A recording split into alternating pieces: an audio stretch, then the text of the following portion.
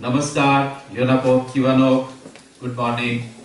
It gives me immense pleasure in welcoming you here for the Business Symposium, Make in India, Prime Minister Narendra Modi's vision. Our Honorable Prime Minister gave a call on the occasion of the Independence Day of 15th August to have a Make in India campaign. He's appealed and invited domestic and foreign entrepreneurs to come and invest in India. Subsequent to this call, there has been a formal launch of the Make in India campaign in New Delhi last month on 25th of September.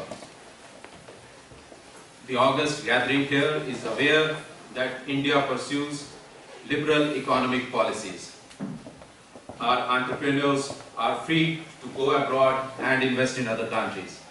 We have a number of companies, Indian companies, present here with an investment of around 1.5 billion US dollars. At the same time, we have our own development requirement. That is why we have been inviting foreign as also domestic investors to invest in India. Our Prime Minister has given a call for FDI. FDI we understand for the foreign investors as foreign direct investment.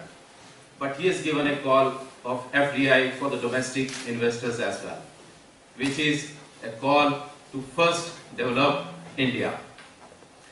The new government after taking over has initiated a number of reforms. The pace of reforms has increased, and we will start with a short film which gives in a nutshell the policy initiatives taken by the new government in the first 100 days of taking over.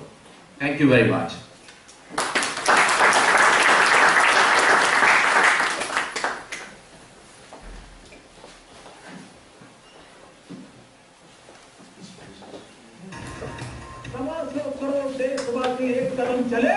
तो ये देश 125 करोड़ कदम आगे चला जाए। मैं आज लाल किले की प्राचीर से विश्व भर में लोगों से कहना चाहता हूं, कम मेक इन इंडिया, आइए हिंदुस्तान में निर्माण कीजिए। The new government took charge amidst a difficult situation with a decade-low GDP growth at 4.5%, an all-time low manufacturing PMI, high inflation. The challenge was to reverse the trend and provide momentum, energy, and a single-minded commitment to growth. India has to grow at high rates over the next 3 decades and create jobs for its young population. A strong, vigorous, and dynamic manufacturing sector has to be central to India's economic growth. In the last 100 days, measures have been taken to cut down red tape and to lay down the red carpet, diminish human interface, and make the system efficient with technology. Best business practices circulated to all states for application. Online application process for industrial licensing introduced with 24/7 basis accessibility without human interface through the eBiz platform. A major component of defense products totally delicensed.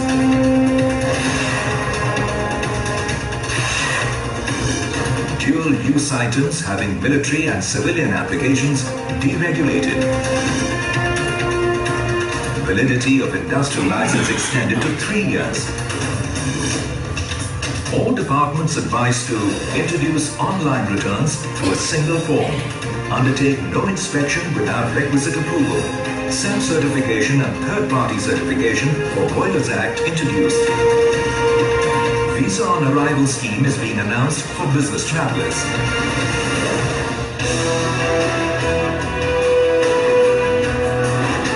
100% FDI through automatic route for suburban rail corridors, high-speed trains, dedicated freight lines, locomotives, coaches manufacturing, freight terminal and signaling systems.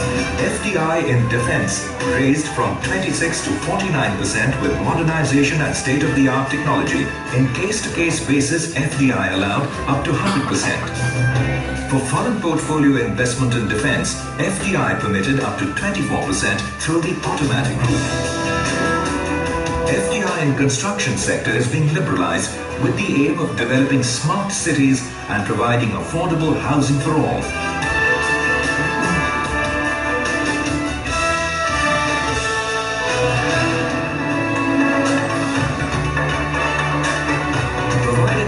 To India becoming a manufacturing nation, industrial corridors and smart cities are being developed. Work on 5 smart cities in Delhi-Mumbai Industrial Corridor has moved towards implementation.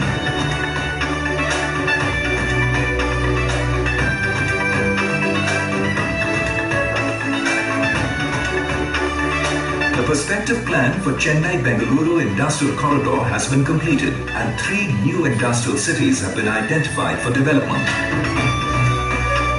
The feasibility study for an industrial corridor on the east coast of India has been commissioned by the Asian Development Bank.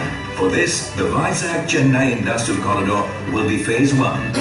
The prospective plan and identification of new industrial nodes in Bengaluru, Mumbai and Amritsar-Kolkata industrial corridors have been given a major thrust. A new corridor linking northeast with Myanmar and connecting with all the other industrial corridors has been planned in partnership with the government of Japan. A new National Industrial Corridor Development Authority is being created to coordinate, integrate and monitor the development of these industrial corridors in the country. Development of smart cities using next-generation technology will enable India to technologically leapfrog in the process of urbanization. 21 new industrial clusters have been approved and developed in the last 100 days with an ecosystem of supply chain responsiveness, lower logistic costs, availability of labor and technology upgradation. These clusters will provide costs and productivity gains and drive India up in the manufacturing chain.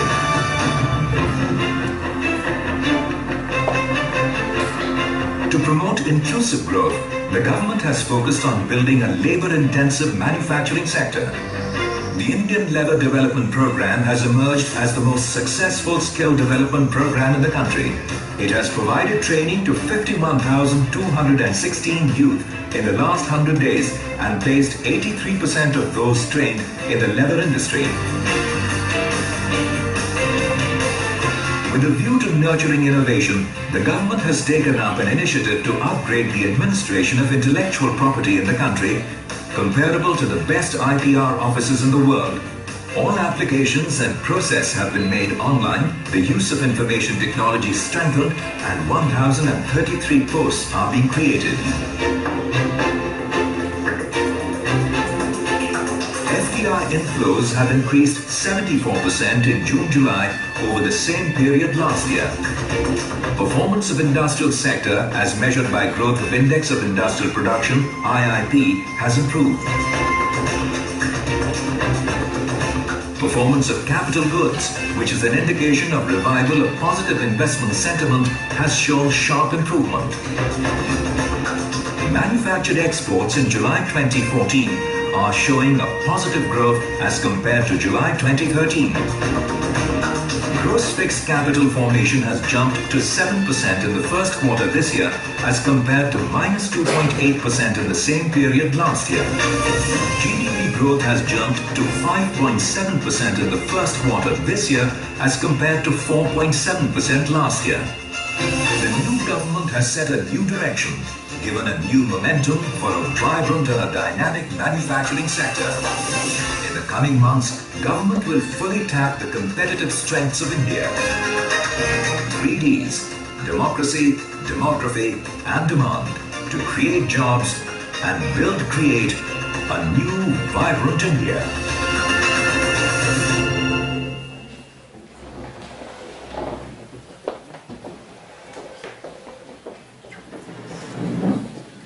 Thank you very much. That shows the seriousness of the new government to go about making India more business and investment friendly. I request Dr. Amar Sinha to come on stage. If Mr. Kerekes is here, I would request him also to join on the dais. I would now request Ambassador Mr. Malay Mishra to kindly give an overview of the economic policies of the new government. Ambassador.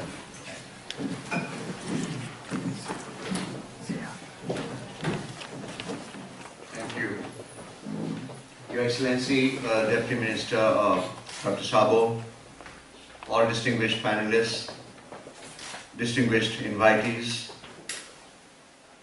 captains of industry, our dear friend Professor Szilvássy, Rector of Debrecen University,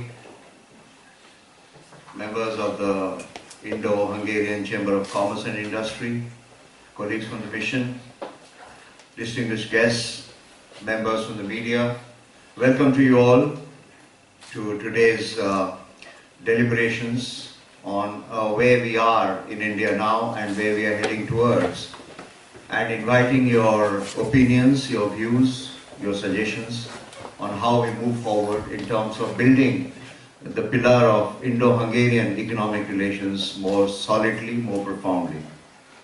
As you know, last year in October 2013, Honorable Prime Minister Viktor Orbán made a historic trip to India.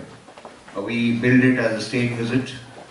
He met our captains of industry, our chambers of commerce, the highest apex bodies of our industry in both Delhi as well as Mumbai. He addressed both of them at different places. He also met with our leaders of our industrial sectors in various places, made a big pitch for Hungary to come to India and India to come to Hungary in terms of rise in investment, rise in industrial growth, rise in manufacturing, rise in tourism. All these were covered during the course of the two-day visit that Honorable Prime Minister had in India. We have thereafter taken the initiative from the embassy to shoot off in various directions in building this relationship. We still have many things to do, and today's effort on our part is basically to cover new ground, because when the Prime Minister was there last year, we had a different government, and since May this year we have had a change in our government with Mr. Narendra Modi, who is presently heading the new government, and his government comes with a new vision, with a new promise, with a new direction, and to give India a sort of a dynamism which perhaps it was slightly lacking in the previous regime. Having said that, I would like to quote Prime Minister Modi, again his expression of what India is unique for in the world today, with his three words which symbolize a lot. The three words are democracy, and all of you know that India is the largest democracy in the world. Demography, where we have 65% of our population below 35 years old, who after some basic skilling will be a very solid manpower asset to not only India but to the rest of the world. And also demand, with a bulging middle class in India of nearly 400 billion people now, we have grown our internal demand substantially, which gives a lucrative incentive for any foreign investors to come to India and invest in India. India is the best market which you can look forward to under these circumstances. I think these are very pithy expressions of our Prime Minister to express what is India now and what India has, which perhaps many other countries do not have. Some countries may have a demography or demand, but they may not have democracy. Some countries may have democracy and demand, but not a demography. So India combines all the three factors, and therefore it marks out as the single unique situation for the world at large to take advantage of that. Now, what was happening earlier was that we were mired in a plethora of rules and regulations in the previous regime, which have been substantially alleviated. And now we have our e-bid system, which is already starting functioning. Our Department of Industrial Protection and Prevention, DIPP, promotion. DIPP has a website. Please check that out. DIPP are the acronym. And in that you can post your questions also. It has FAQs and a regular set of notes which they bring out to cover various areas on which India is doing very steady advancement of the Prime Minister's vision in terms of its industrial and economic growth. I particularly invite the industry of Hungary to take a look at the DIPP website to know what we are. because what we are speaking is rather insufficient. What is there, what is happening in India, you should see sitting here in Budapest or in any other place in Hungary, that what is happening now in India, it is for you to see for yourself and get the proof of it, instead of my speaking out, though what I will say is from there only. But it is best that you also check it out yourself and see what is going on in India. It's a new India. Recently, Prime Minister visited America after his visit to Japan and after the visit of the Chinese President to India. There is a great buzz about India and about the new market, the privileges which people could get. And wherever he goes, he has been putting forth India's economic policy very, very cogently and very, very focused manner. In his discussions with President Barack Obama, he again brought the economic agenda to the forefront, and we have with America across the spectrum bilateral agenda covering range from terrorism to human rights, to space, to science and technology, to industrial development, everything possible under one umbrella, which is a bilateral strategic umbrella. We would like to develop for the benefit of the government of Hungary also a strategic umbrella such as this, and we would like to place our relations higher than what it is now by drawing up a strategic relationship between India and Hungary, for which we need to develop our relations to such an extent that it qualifies to be a strategic relationship. I think Hungary has got all the potential which we are looking for, and after the Prime Minister's visit last year, our ground has been sufficiently conditioned to develop our relations to a higher level.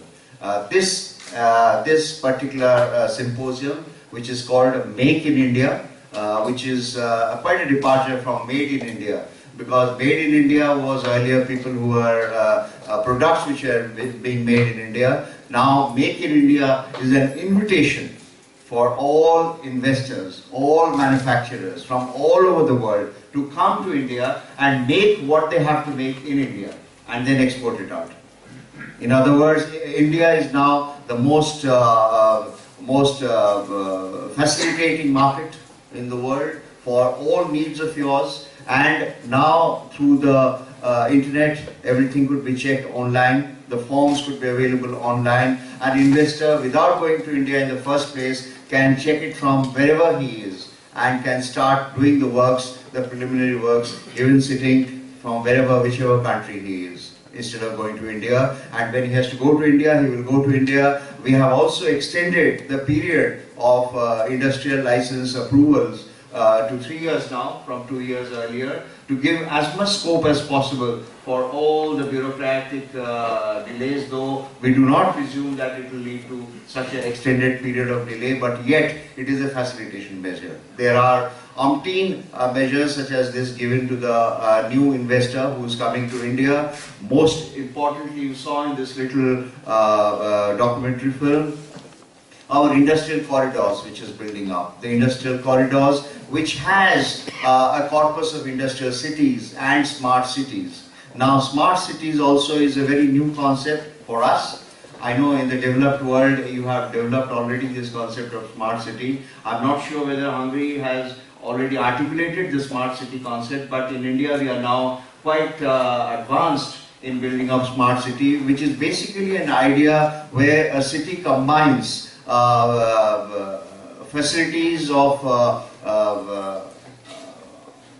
ecological development with growth, with governance, some kind of an ideal city in the 21st century. That is a very broad definition of a smart city, but these will be clusters.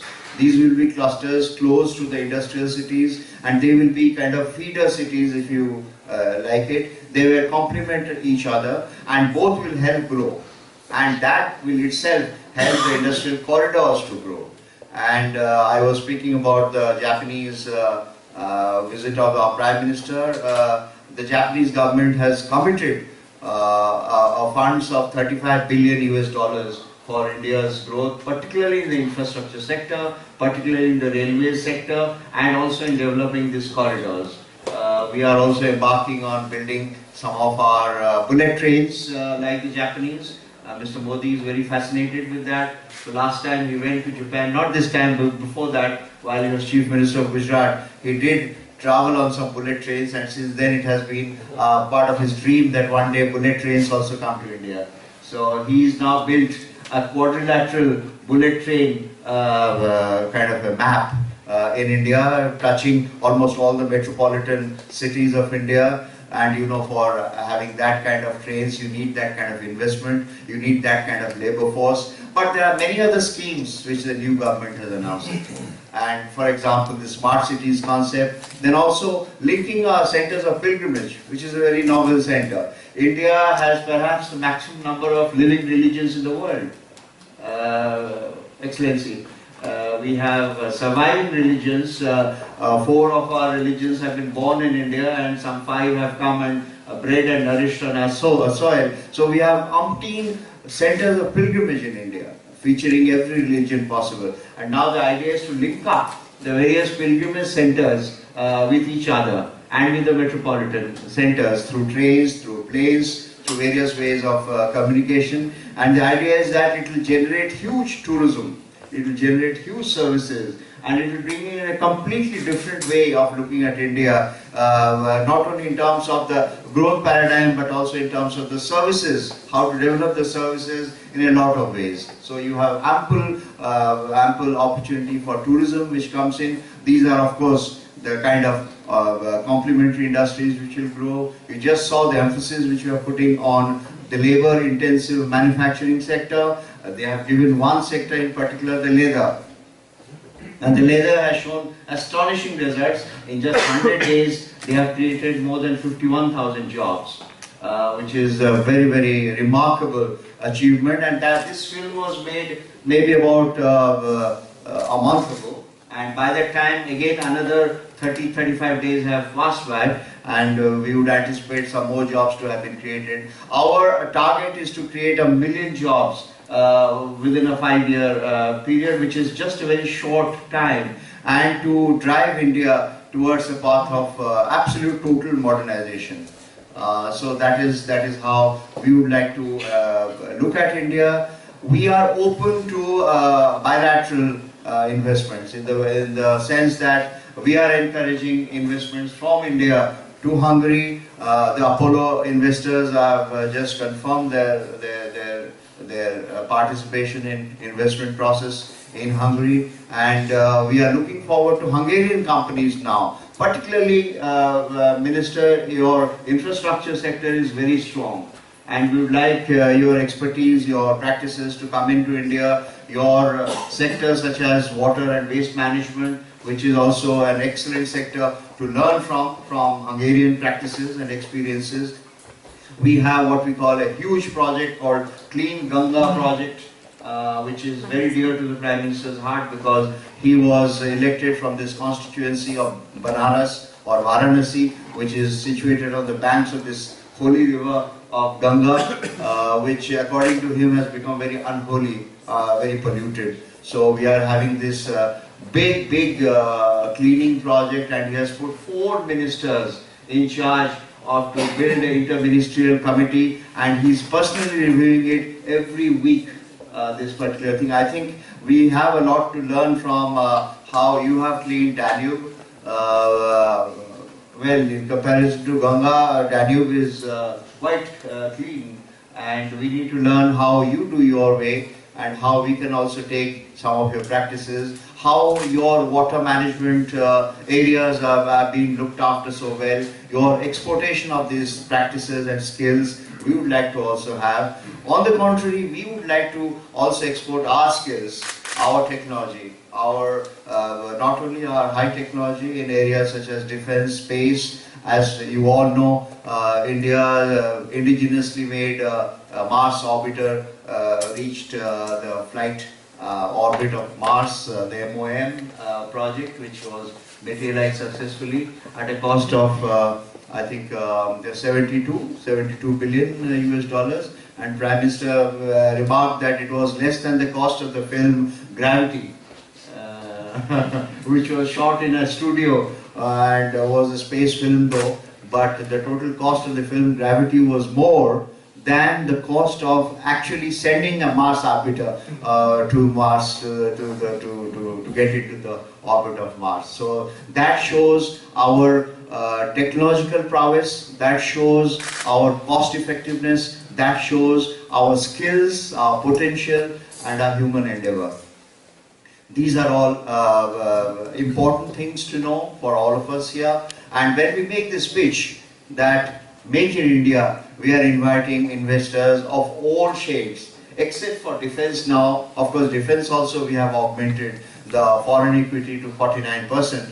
But that also, the defense items which have dual use, for example, they can be both used for civilian as well as military purposes. That is 100% equity. And in that also, I think Hungary has got a certain lead in this area. And we have had a good connection with some of your advanced defense electronics companies here, and we would like to build further on that, because they can just pass by with 100% equity in our defense sector.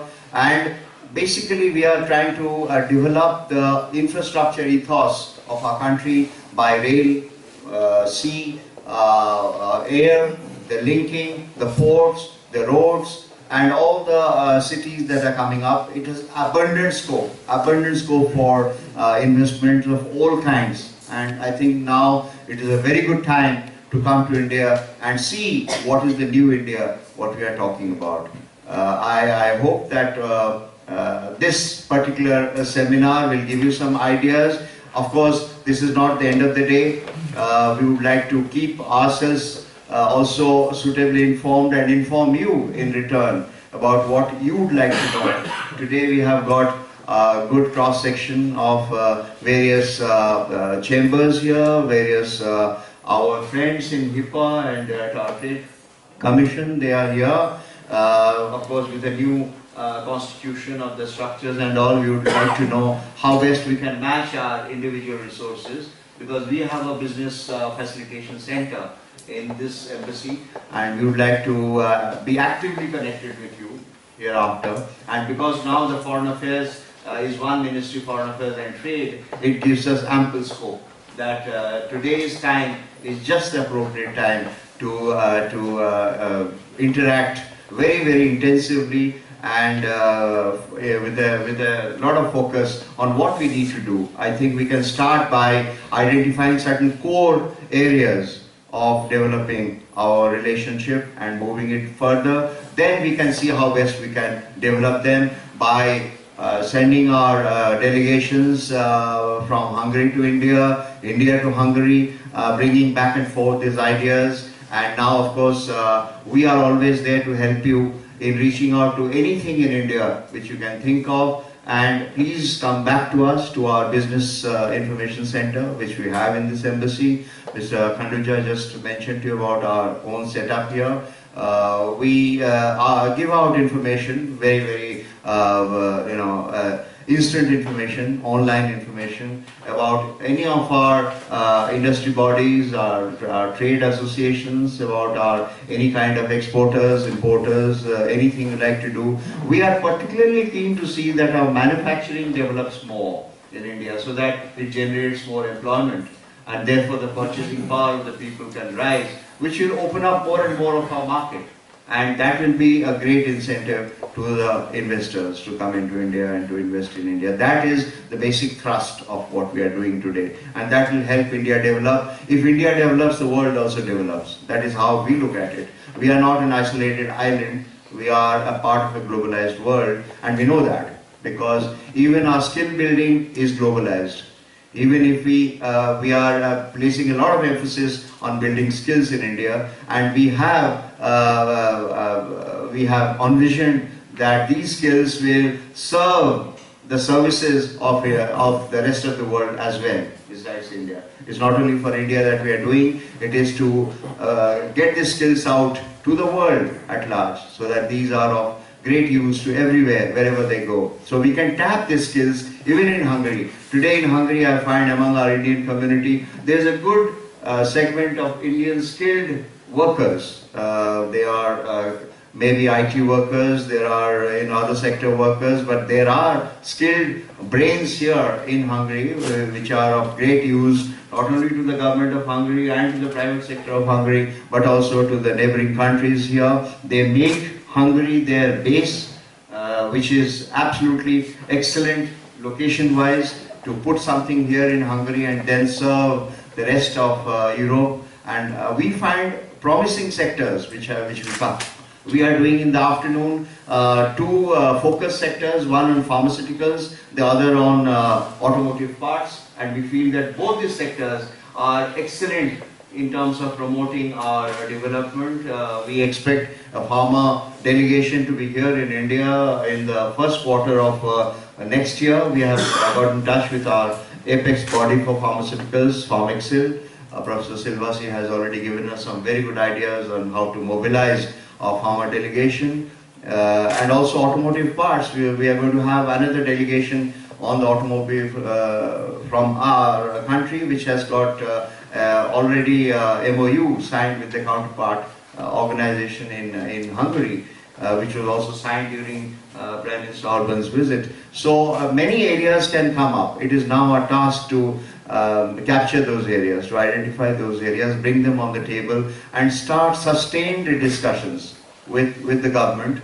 And we from the embassy would always be happy to engage ourselves even more intensively than before, and we would need all the cooperation. Finally, I would request you to kindly let us know. I mean, the idea is not just to sit and hear us, but also to tell us on what you feel should be better done in India, or how you feel that you could get better benefit out of this new opening up of India. And we would value your suggestion, we'll take them into account, and we will work on that. So your participation here also has a certain value for us, and I would like you to recognize that value. And please come forth with your ideas. Maybe we can have a little time for discussions at the end of the symposium, so that we have some suggestions from the floor on how we can move together. The idea is a partnership, the partnership idea, and the idea is a vision of mine, keeping in touch with the vision of our Prime Minister, that we build up a strategic partnership and we go step by step in a step-by-step approach towards that. So with these words, I thank you very much, Excellency, for your participation, and to all the eminent industry bodies and representatives, all the private sector people here, various other people who are interested in India, and thank you once again, and thanks my colleagues also who have prepared today's program. Thank you all, and have a good day ahead. Thank you.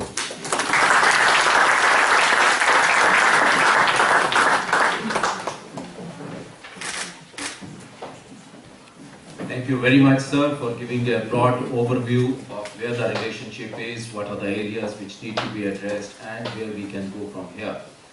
I would now request our Honorable Deputy Minister for Foreign Affairs and Trade, Dr. László Szabó, to kindly address the gathering. Dr. Szabó, thank you.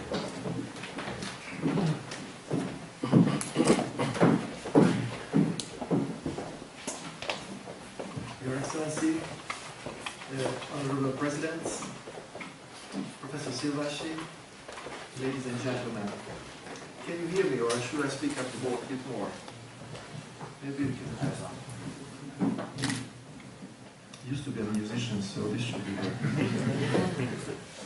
But let me start with a very personal note. Your Excellency, you mentioned about the buzz. I have had this buzz for India for more than 30 years now. I was actually driving my family crazy when I was starting to play the sitar. So I was listening to records of Ravi Shankar and Ustad Abdul Halim Jafar Khan, and my mother just couldn't understand why on earth am I making this terrible noise in my little room. I was already in love with India at that time, and I'm really I feel privileged that I can be here with you now and discuss about how to improve further the relationship between the two countries. So first of all, let me pass on the greetings, the warm greetings of the Hungarian government for this forum. I believe the whole philosophy of the new Ministry of Foreign Affairs and Trade has been set up for exactly this type of events where we can really see and facilitate the meeting of business to business to make sure that the right framework, the right structure and contracts are in place so that we can get out of the way and the business people can meet and do the business themselves. India and Hungary, as we all know, go back a long time. I could name, of course, a few Orientologists and Indologists who were given by Hungary to the world, like Körösi Csoma Sándor, or Gyula Germanus, or Ervin Baktai. But I think, in the meantime, on top of the cultural and historical roots, we have now much more to talk about. You mentioned the most recent investment of Apollo tires that came to Hungary.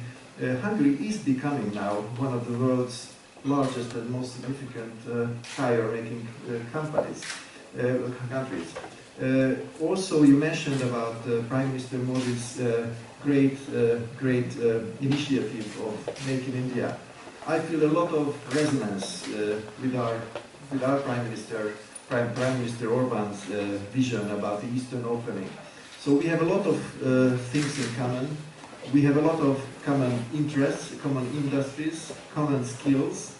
So I think this is really a great opportunity to make sure that we build on each other and instead of competing each other, because we have actually quite similar profiles in many ways. But I think we really have to see how we can amplify and help each other in being successful. You want to make more skilled workforce, better living standards, bigger industry as a contributor of GDP, more sufficient exports, bigger value added in the work that is being done in India. This sounds very familiar to me. So I believe we have a lot in common, a lot to talk about. The visit of Prime Minister Orban to India last year resulted in 4 agreements, MOUs. One of them was talking about traditional Indian medicine, the other one was about culture, another one on sports, and another one on defense.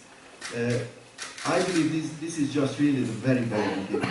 I'm very glad that we can really show and indicate our seriousness towards India. One of them is the opening of the Mumbai-based Consulate General that will start working on our diplomatic relations further as well. Also, as you know, we are seriously considering of an opening of a trade house or trading house in India, maybe more, but we have to start somewhere. So right now we are looking for the right partners and the right locations. So I believe there's a lot to talk about. There's a lot to talk about. So I warmly greet all the participants of today's meeting. Let's talk, let's exchange, let's work, and first of all, let's make friends, really. Because in my view, the more we like each other, the more business we can do with each other. So I'm really, really looking forward to have discussions with you. Please approach me, I will be here for the full day. So the more ideas you give me, the more business cards you give me, the more business we can do, okay? You have probably heard about the new structure of the ministry, and I'm still proud to say I'm not a politician, I'm a businessman. The reason why Prime Minister brought me into this ministry was to make better business for Hungary. Same story, Your Excellency, that's why you were sent here for, I guess, to make better business for India. So we are together now as good friends, and we really have to look for these opportunities. So please don't let us alone, okay? We are not here to sit and watch. Let's interact, okay? So thanks a lot, and let's get down to it, okay? Thank you very much.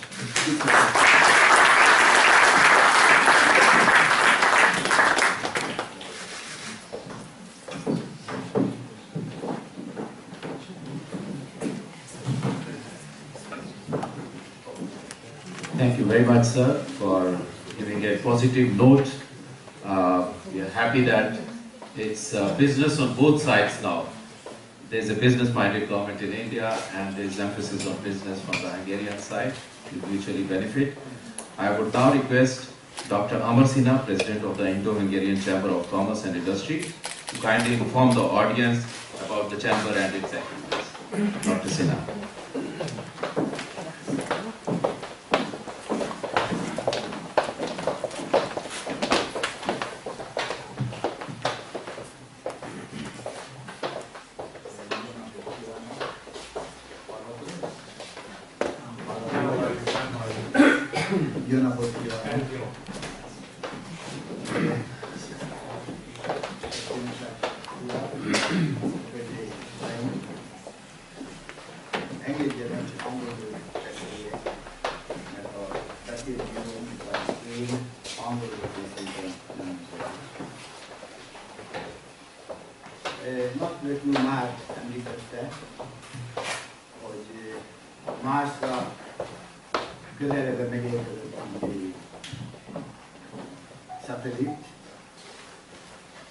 So I think I'll start on that.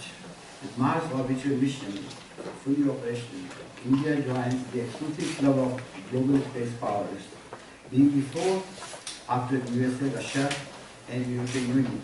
But European Union is a conglomeration of countries. So India, I could say as a nation, is the third to go to Mars. But one thing is sure, India is the first in one way in this Mars expedition. All other crafts, missions, they failed, they blasted, they blew off, or they went off the track, they didn't reach Mars. India was the first country, the very first attempt we did the orbit of Mars. It's a great achievement. Now, on the one hand, we are scaling the heights of Mars. On the other hand, we find that traditional bureaucratic hurdles in setting up business in India. Our investor rightly mentioned, coming with the new government of Prime Minister Narendra Modi, many of the hurdles have been removed, going to be faster, and there are many organizations which are to have, the investor also mentioned in your website, where you can check what can be done, how it can be done. In fact, every country has got its own laws and regulations for setting up industry and everything. We also have our own. Maybe they were a bit too bureaucratic, they seemed too bureaucratic, but now the hurdles are being removed and the work working faster. I would invite my Hungarian friends to come forward, come to India, set up business there. Because it's an organization not given by the investor or by somebody junior like me from our Prime Minister, who said, made in India. Now, made in India is not an invitation to wind up your businesses abroad, but just to come to India and start something, doing something there. I was talking to a friend of mine just the other day about this forum today. And I told him that the topic of the subject of the forum is Make in India. Oh my God, he was shocked. You want to siphon off our pharmaceutical industry into India? I said, no, that is not the aim. We are not trying to siphon off your industry into India. But the aim is to find a good market. Now, we have a very good industry here, pharmaceutical industry. We are producing for 10 million people, we are producing for 100 million people, we are producing 130 million people. But if you do some of the production in India, you are doing production for minimum a billion or 1,000 million people. So just imagine what market you are getting. You are not giving up your industry here. You are just reaching out to new market. These consequences, these mergers, not mergers, but these joint ventures are always very good. You know, this we call it Sangam in Hindi. In fact, already AFT called Sangam Indo-Europa AFT is in the making administration. And the main aim of this AFT is to promote business between Hungary and India. Now, Hungary is laying emphasis on more on commercial relationships than on diplomacy. As our Prime Minister also has, and I don't know who was the first, but I don't think they stole the idea from each other. It was independent of each other. There is emphasis when our Prime Minister went to Japan, or when he met Chinese leaders, or when he went to United States, emphasis was more on the. Am I right, sir? Yes. So, if there is joint venture, if there is joint work, everybody stands to that play. Two joint ventures we have seen, Amrita Shades come a version of great personality, and of course there are other star artists and so on, if I think of my own son. So with joint work, we have got some very good things to come. And if it is in industry, if it is in business, in Hungarian intellect and Indian technology, great things can be done. It's good not only for Hungary alone, or for India alone, for the world in general. Now, many of the areas where we could have joint work have already been mentioned, but infrastructure, for example, in India, there is a strong emphasis on that, and I understand that our country is spending trillions of dollars per year on the development of the infrastructure. Hungarians are very good at it, was mentioned already by the Secretary of State as well as by our investor. Very good in water management, waste recycling, and so on. They could come. I'm not saying that they come in a big way as the French or the British or the Americans or Canadians are coming, or French are coming to India. But they have got potential, Hungarians have got potential to do something. Well, we don't have only big rivers, we have smaller rivers. We have got not only big cities where you already have a concentration or onslaught of big countries. But Hungarians can always have a mark somewhere, they can always have crossed from there. So if we are talking of trillions of dollars on development of infrastructure, even small morsels, if we could grab from Hungary, and I say that from Hungary and I'm also part of it, if we can just grab small bits of that out of trillions of dollars, that means something, that means a lot. So, our budget was recently presented, and it has set a roadmap for creating better environment for investors, already mentioned. Besides raising the FDI limit in insurance and defense manufacturing, the proposals to introduce uniform withholding tax for external commercial borrowings, extension of tax holidays to the power sector, permission of tax pass-through to real estate investment trusts, and infrastructure, etc. are some welcome proposals that are likely to contribute to the cause of creating and enabling investment environment in our country. Can India become a manufacturing powerhouse? In the Indian Independence Day, Prime Minister Narendra Modi highlighted the urgency to revive Indian manufacturing, and that's when he said, come and make in India. But he didn't say that make in India exclusively. He never said that. So no Hungarian entrepreneur should be afraid that we are trying to siphon off the industry from here.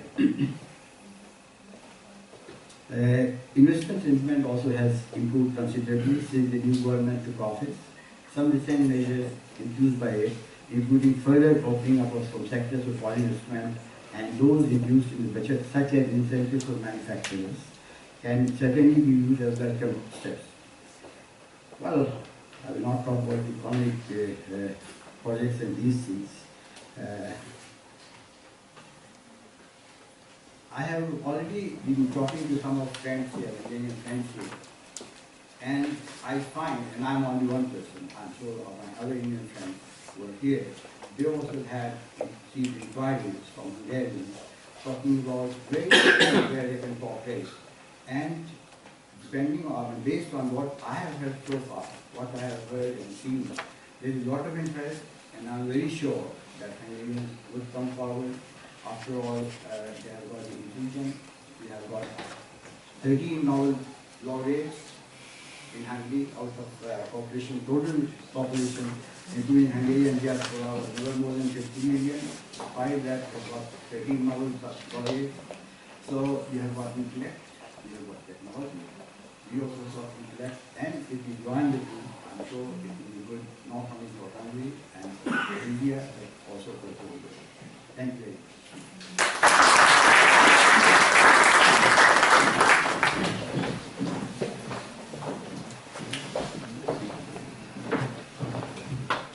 Thank you very much, Dr. Sinha. Dr. Sinha has been present in Hungary for a long time, and he has the advantage of knowing both the economies for a long time.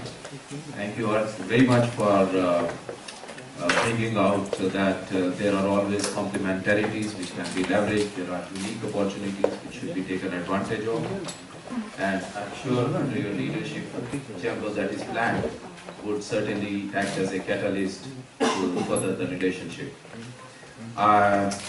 Dr. György Kerekes, CEO, Hungarian National Trade House, is with us now. I would request him to give a roadmap as to how the trading house can help boost the relationship. Thank you very much.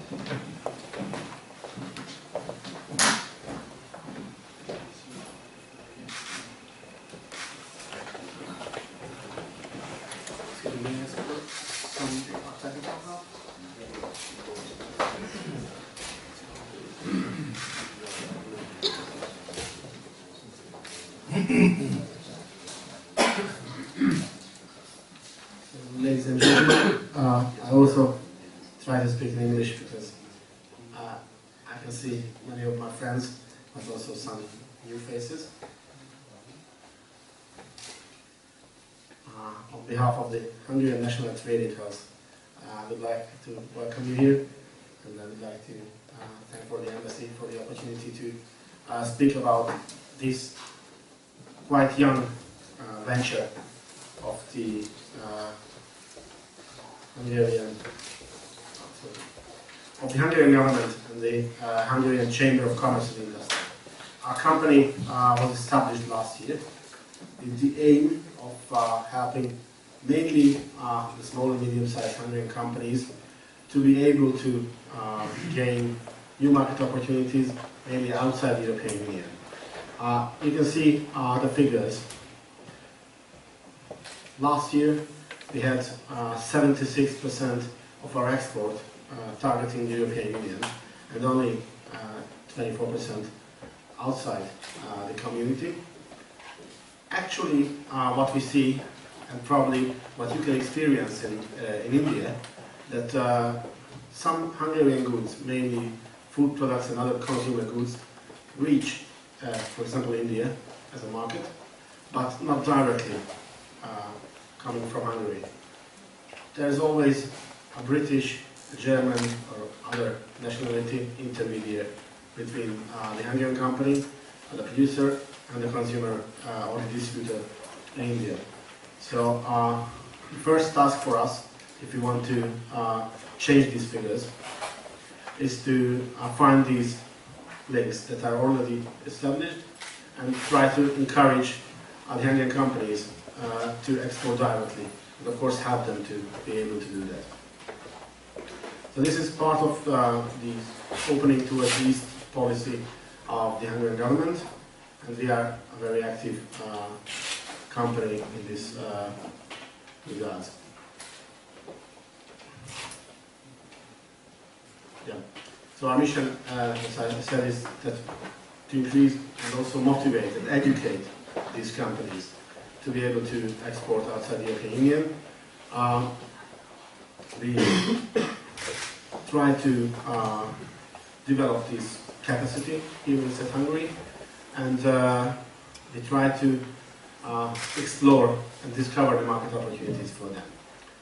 So our organization, and that's quite important, is a for-profit organization, so we act like a real merchant company. But of course, the owner, the Hungarian state, has its policy, and we try to be two-way efficient. One is to have the Hungarian government's policy, and also, on the other hand, the Hungarian companies. there's always a question that what can we export, for example, to India. We see a couple of industries and two main lines. The one segment where we can be successful is the export of premium Hungarian consumer goods and products, which means that we have quality food, quality other consumer goods. I mean, it can be from furniture to cosmetics, and this is one segment where we have good companies, but these companies are in lack of knowledge and mainly market knowledge, and also contacts outside the region here in Central Europe. The other line where we can be also successful is a little bit more difficult. It's the export of complex package-like services on the field of engineering, ITC, and other knowledge or technology-based industries.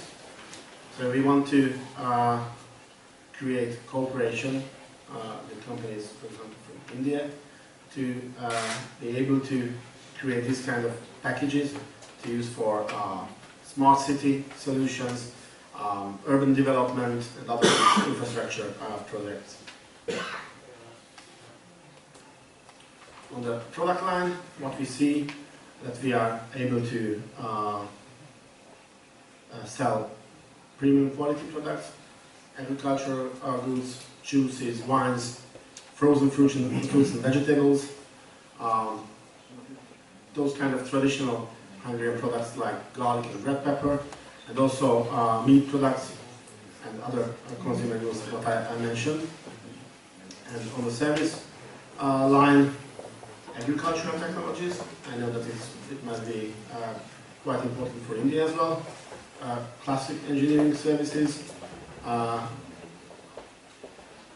engineering knowledge which is melded with informatics, software development, smart city projects and R&D projects. I think it's also very important for both countries.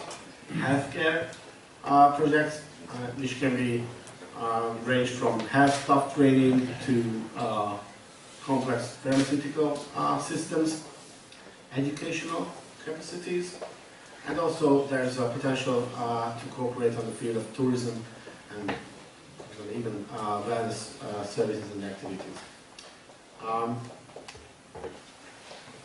What we can offer as a company, as a trading house, is that we are not only an agent who stands between the potential business cooperation, but we can also manage whole transactions between the buyers and the sellers, from the offer to the delivery, which means we help the companies in preparation, finding a partner, conducting all negotiations, helping logistics, and what's very important, we provide assistance for financing, which can be state finance, like the Exim Bank services, or also commercial bank services. We have a lot of companies who has good products and good services, but somehow they are not able to find the best financial solutions from the big banks, maybe smaller companies. The trading house can operate as a real merchant, so we can buy the food, buy the goods and sell it on our name. So there's a very flexible system of services that we can offer. Of course, we have the companies how to ship the goods into the target market and other logistics services. And what's really important is that as we are building our network, we can create the opportunity for the companies to establish a permanent presence on the market. I'm pretty sure that in India it's really important to be there and to be available on the market for the partners. So if our clients cannot afford to establish an office or pay a permanent employee in India, then they can somehow outsource the whole system for us, and our office might be this presence. So on the next map you see where we started and what is the current network. But here I would say that, as always, at least in Hungary, soup comes first and then meat and cake. The soup is ready.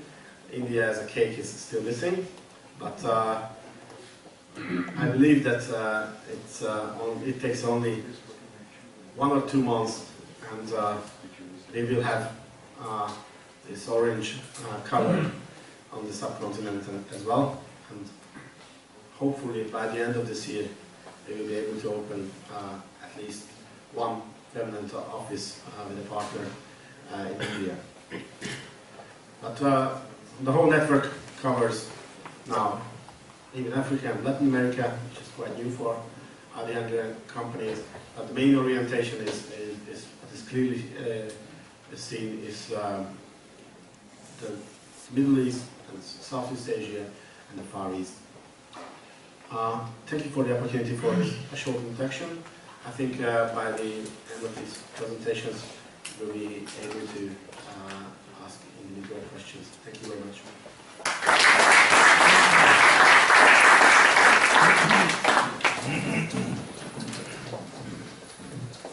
Thank you very much, Mr. György Kerekes. You have correctly highlighted the need for having direct linkages for a presence in India. I am sure more business interactions, more exchange of delegations would definitely help the cause. I would now request Mr. Robert Esik, President, Hungarian Investment Promotion Agency, who brings with him dynamism from the private sector, to come and address the gathering. Thank you.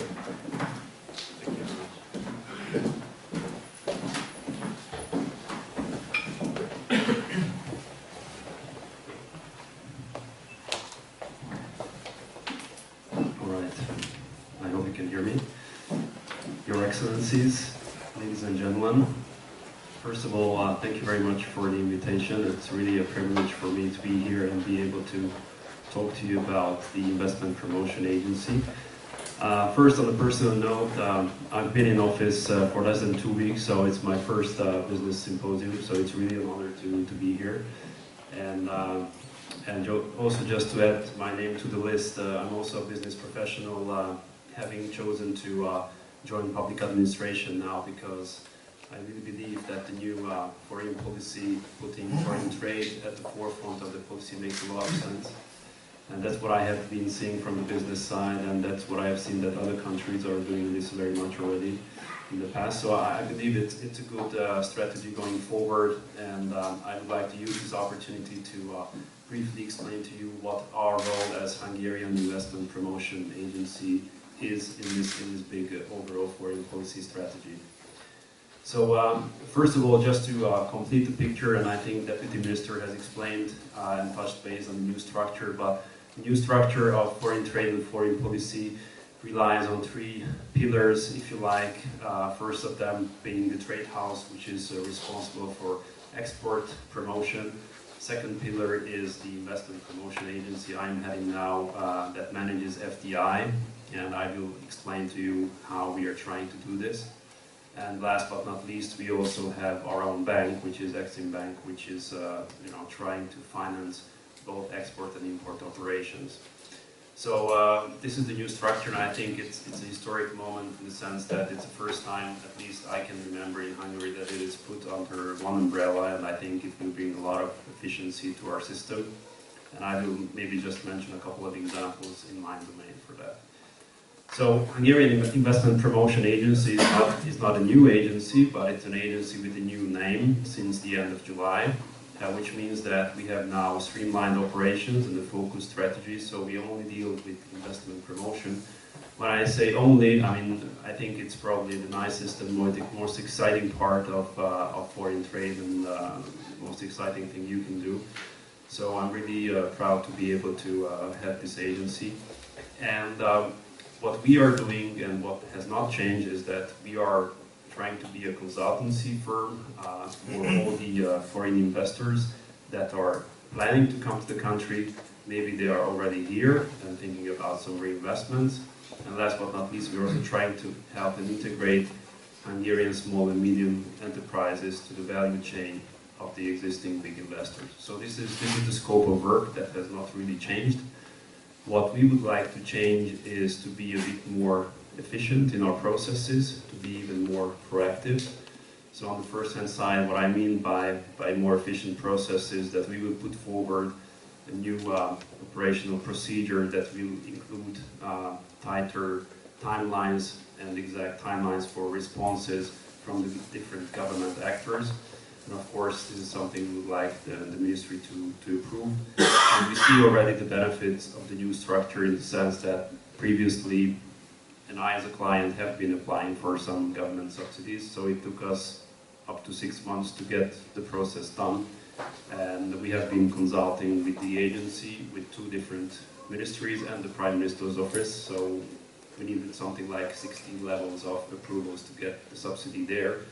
And now in the new setup, it's only going to be 1 ministry and 1 decision-making body, and of course the government approval at the end of the day. So only 3 levels of decision-making, and we already see now that the average number of working days spent on an incentive offer is going down significantly from about 90 to 100 days to about 20-25 working days. So it's already a big step forward, and I hope this will improve the client experience of our investors.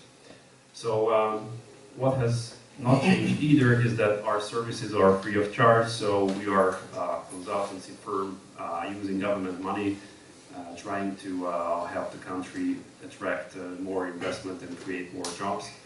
And we are providing services in both the pre-decision or decision phase, the implementation phase, and the operations phase as well. So in the decision phase, mainly we are able to provide access to all the industrial parks, helping in the location search, helping in some permitting assessments. Then when it comes to the decision phase, we are able to put forward an incentive package which has several components. First component is a potential cash incentive, which can be government money or EU money. Then we have some training subsidies. We also have development tax allowance possibilities. And last but not least, we have a 4th component, which is coming from the Job Protection Action Plan. So these are the 4 elements we can play with when we are putting forward the incentive package proposal. And afterwards, once the decision is made, we try to follow up with the investors, help them suggest reliable suppliers making the investment, help them then in their administrative issues as they come and settle down in the country. So this is mainly the scope of work, and when it comes to individual government decision-based subsidies, we separate 2 categories. One is related to asset investment and the other one is related to job creation. So there are different thresholds for the 2 categories, which I will not now go into the details, but me and my colleagues would be happy to assess you in any of these issues going forward. What I would like to highlight is that the overall investment threshold is either 10 million euro or 20 million euro, depending on the geography, and the subsidy intensity can be up to 50%, again, depending on the region that you are having in mind. So this is the framework we are having in mind going forward, and just a couple of words about our recent results. I think the Apollo investment has already been mentioned, but just to put this into perspective, I have checked that the value of foreign trade between India and Hungary is in the magnitude of $600 million US.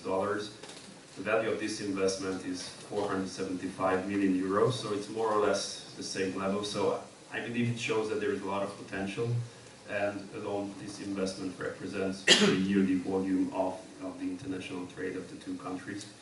And well, last but not least, it brings 975 new jobs also to the country. So this is our flagship project of the year, besides other major decisions coming from GE, Mehta, Honeywell, Samsonite, or the Nokia Networks businesses. And I'm very happy, together with the colleagues, that we have been involved deeply in the Apollo investment decision process. And of course, we try to be there for them to help out as they proceed with permitting and then hopefully construction going forward. One last item I wanted to mention is that it seems that it's not only us who believe that Hungary is a good place for investment, but we do get international recognition for that. Last example was the FDI magazine, which is part of the Financial Times group that selected actually Budapest as the best city for investment in Eastern Europe in this year and next year. So this is one award that we have collected recently. So I believe the foundations are set for the next years. We from our side will be there to support you going forward, and I will be looking forward to working with you, and be happy to answer your questions during the lunch break. Thank you very much for your attention.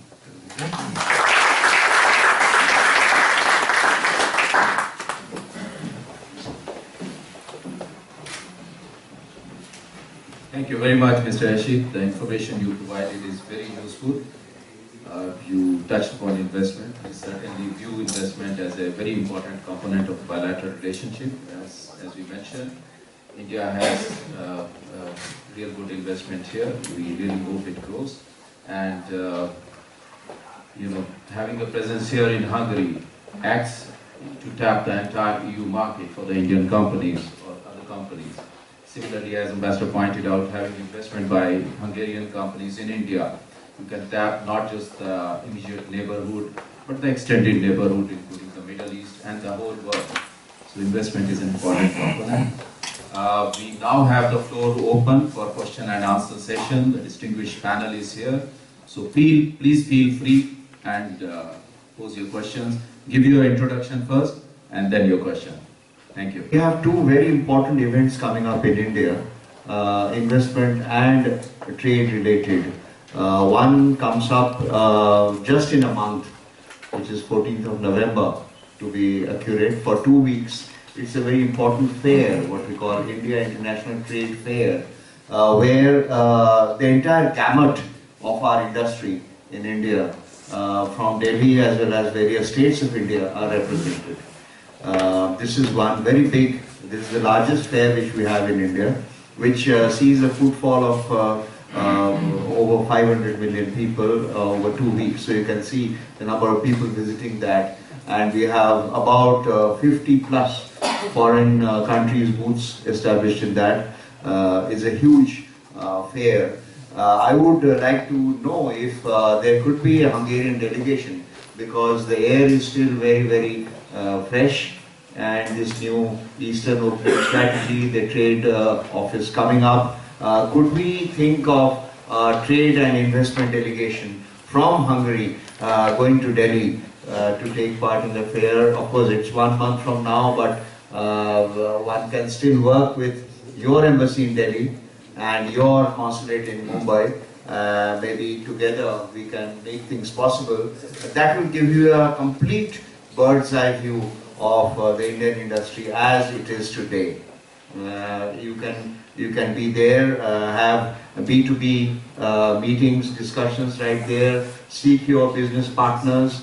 If you feel that there are sectors here who could immediately get into the act of having business partners there, they are all there. They're all there, you can see them in person. That is one. The second is what we are going to have in Gujarat. It's called Vibrant Gujarat.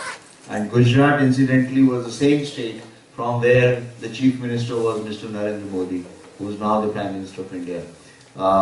This is a huge investment fair, again, which happens in the January, in the month of January. So we are going to happen from 11 to 13 January.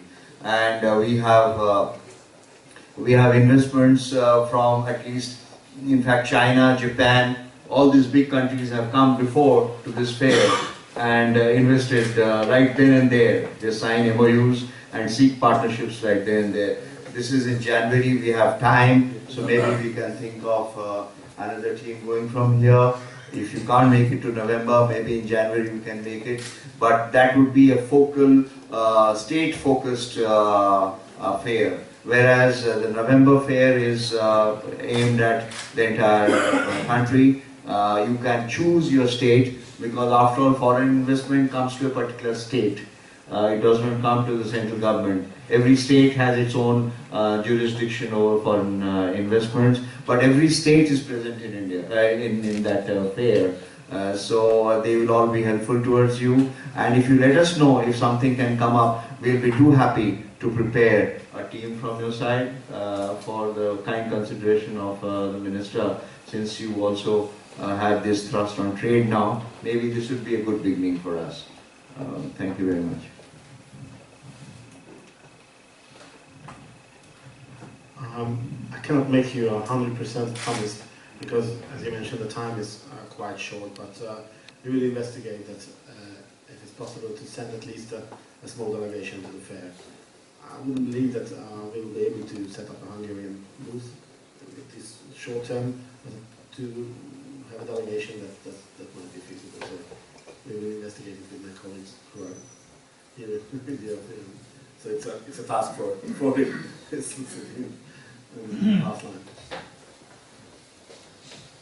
I have to admit, this is the first time I hear about it, but I'm glad that I'm here, so this is good. Please let us know every single occasion where we can appear.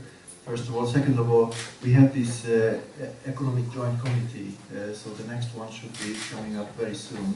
We haven't finalized the date yet, but I would like to get on with that as well. So I would like to ask for your active participation and maybe the participants' participation. Maybe we can have a joint business forum as well attached to that, as well as all the other bilateral discussions that might have to take place then. Okay? Thank you. We have already recommended our Minister to be coming here. We have to get back to you with some response on the JEC and the JBC, because traditionally we would like to have both the things together. And we also have Foreign Office consultations, which is also coming up. So maybe we will see how they could be structured. But this JEC is very important, what you mentioned, and this time it is going to be in Budapest. So we will expect a minister from India to come. And about the fairs which I mentioned, we can immediately send you out the required information. Everything we can do it, maybe by tomorrow you can have the information on hand, because time is of the essence. So if you will decide with some investors who would like to come, at least have a feel of what is happening in India, even if you don't have right then investment, but you can speak to some people there, you can go around and see. It is, for seeing, for, more than speaking. Seeing is 1,000 times better, more effective. So that also we can prepare for you in whatever way possible. And basically from here on, I would like to see some concrete action on the field. Now that this new body has come up, these two bodies, now that the ministry has been reorganized, and we also have retuned ourselves to a reorganized ministry. Let's work together. Thank you. So with your kind permission, I would like to add something. Ambassador informed about the Vibrant Gujarat Summit, which is going to be held from 11 to 13 January in Gandhinagar, Gujarat. This is the first time that they are also having a mega trade exhibition there. It is named Vibrant Gujarat Global Trade Show. So Mr. Kerekes, if you're not able to plan for the November event, you have the opportunity opening up in January.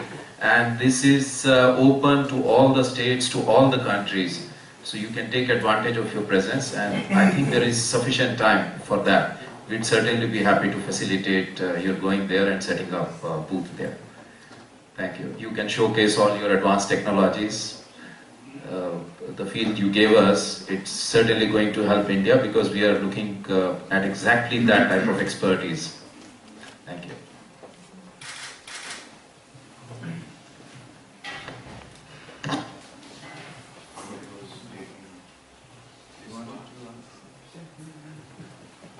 So can I say a few words? Yeah, please.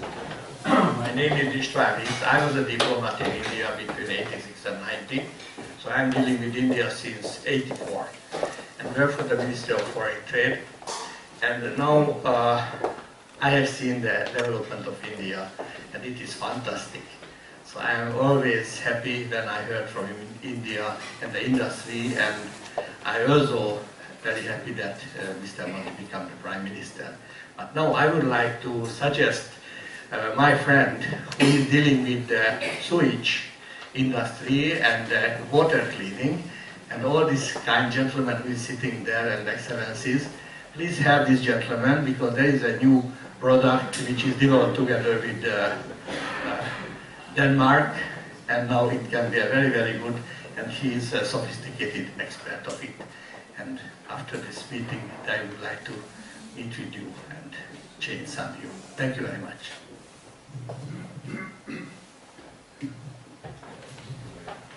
We certainly have the details and we'd be very happy to facilitate in whatever manner we can. Thank you. I'm Zoltán Szilvássy from the University of Debrecen. I heard with great enthusiasm the program of clusters in smart cities. My short suggestion is that it would be worthwhile to evaluate the possibility of making inter-cluster interactions between Hungary and India, because it would immediately drop several small and medium-sized enterprises at a level of international collaboration.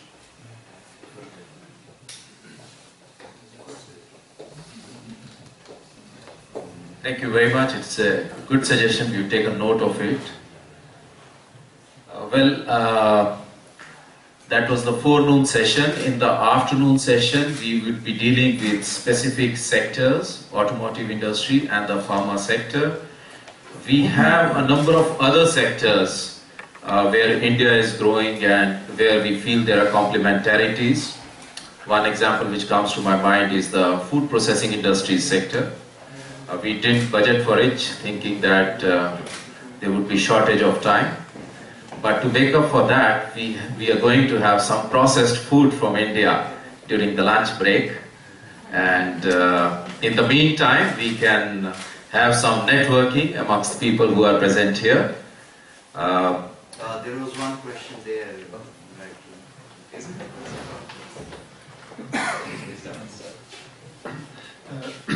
I'm Amar Sinha,